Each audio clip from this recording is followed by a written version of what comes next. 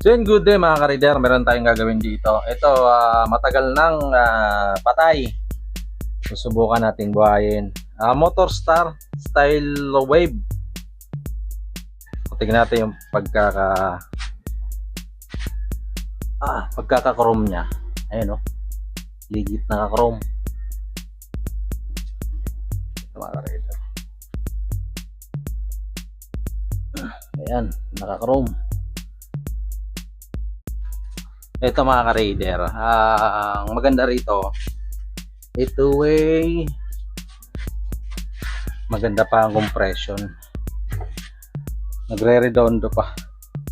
Pwede to carburetor, spark plug, o kaya sa head pwede, refresh ng head, pwede yan. So try natin buhayin to mga ka-raider. Balitaan ko kayo kapag medyo minor na.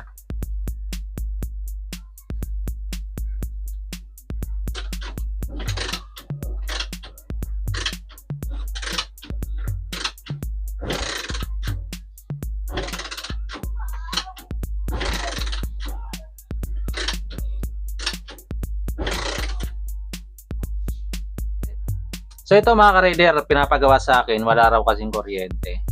Bali short video lang to mga ka-raider. Ay itong tips na to mga ka-raider para malaman nyo kung ano ang sira. Spark plug, ignition coil, CDI, at stator. So ito mga ka-raider. Unang-unang gagawin nyo mga ka-raider, tanggalin nyo yung spark plug. Tapos itapat nyo. Pag walang kuryente mga ka-raider, tanggalin yung kwako. Itong ignition coil. Padyakan nyo, itapat nyo dito. Pag wala pa rin mga ka-raider, punta kayo sa CDI. Ito mga ka-raider.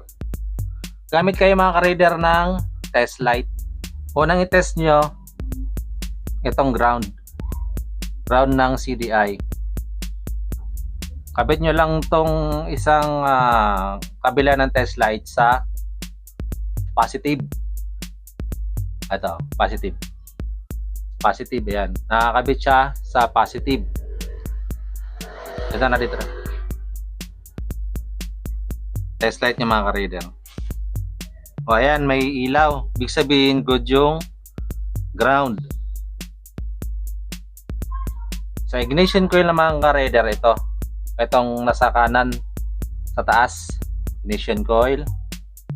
Sa positive pa rin siya mga ka-raider, yung ating kabila. Ayan, ito mga ka-raider, positive siya. Kapag tinest nyo to mga ka-raider, kasi wala na tong nakadikit na lang yan doon sa iilaw siya, ibig sabihin okay yung connection.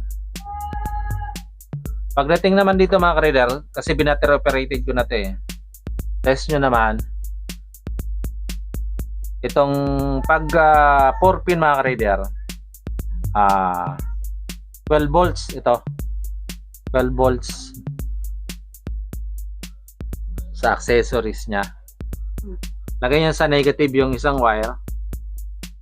Ito mga ka-raider, umilaw siya, goods naman siya. Kung 5 pin mga ka-raider, sa stator mga galing AC, papadyakan nyo siya. Papadyakan nyo habang pag hindi nyo pinadyakan, walang ilaw yan. Pag pinadyakan nyo na, iilaw yan. Yan yung pag-test lang mga ka-raider. Ibig sabihin ng mga ka-raider, yung wire na connection papuntang CDI, okay. Sa CDI ang problema. So ito naman mga ka-raider, paano nyo malalaman na sira ang ignition coil? Itong wire na to mga ka-raider, ayan wire na yan. Dito yan nakakabit sa ignition coil na to. Ngayon, andyan na yung CDI. Papadyakan nyo siya mga ka-raider. Dikit nyo dito sa makina sa ground. Ayan. Padyakan nyo. Ito yung nakakabit mga ka-reader ha, sa ignition coil. Yung parte dito, ayun yung nakakabit. Padyakan nyo. Ibig sabihin, pag umilaw ito mga ka-reader, nag-spark, ibig sabihin, goods yung ignition coil galing sa CDI. Kaso pag kinabit mo na sa ignition coil, wala nang nalabas na kuryente. So ibig sabihin nun, sira ang ignition coil. So isa-isahin ulit natin mga ka-reader. Check nyo yung spark plug. Kailan nyo yung spark plug habang nakakabit sa ignition coil. As itapat nyo dito. So pag walang kuryente, tanggalin nyo yung kwako, tanggalin yung spark plug, tanggalin yung kwako. Itong ignition coil, idikit nyo dito. Padyakan nyo. Pag walang kuryente, i-trace nyo yung connection. Kung goods yung ground, kung good yung ignition coil, kahit itong ignition coil na lang tignan nyo. Pero check na rin lahat. Tapos yung 12 volts, kung 4 pin, pagka AC 5 pin, stator, check nyo pa rin, pareho lang yung pag-check nun. Tapos itong makakabit sa ignition coil, padyakan nyo. Pagka nag-spark, ibig sabihin sira yung ignition coil. Kapag hindi nag-spark mga ka-reader, ibig sabihin pwedeng problema yung sa may CDI. So yun mga ka-reader. Ito, nahuli ko na to.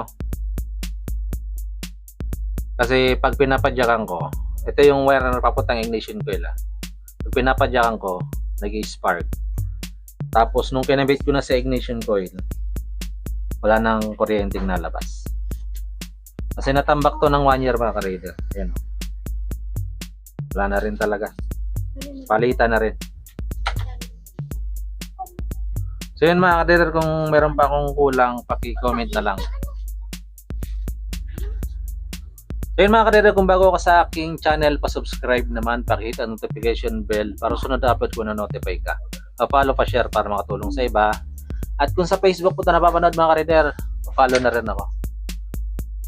Paki-share. Comment na lang kayo mga ka-reader kung ano pang mali ko o kulang kong nasabi sa short video na vlog na to.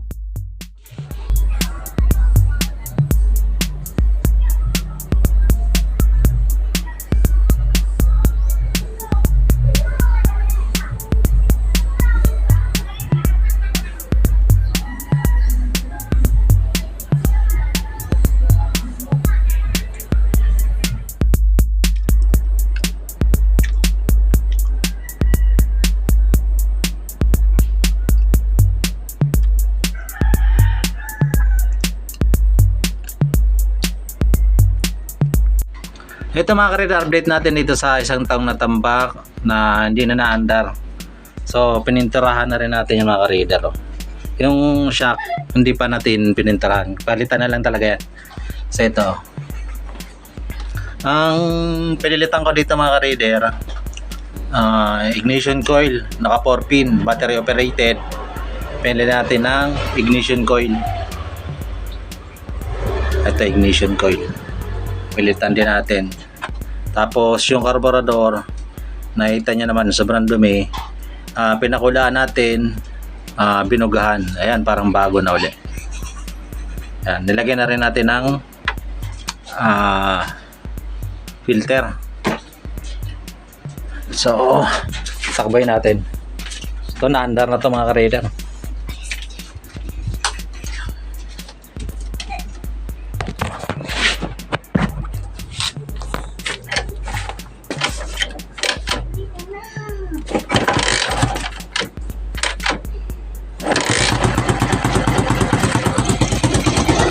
Ito mga ka-reader, hinabi natin ignition coil, wala pang spark plug cap.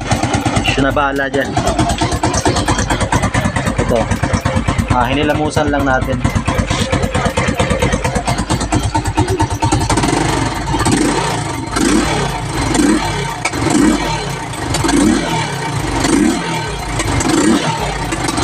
Dalawang Persia. May mga butas din na pipe.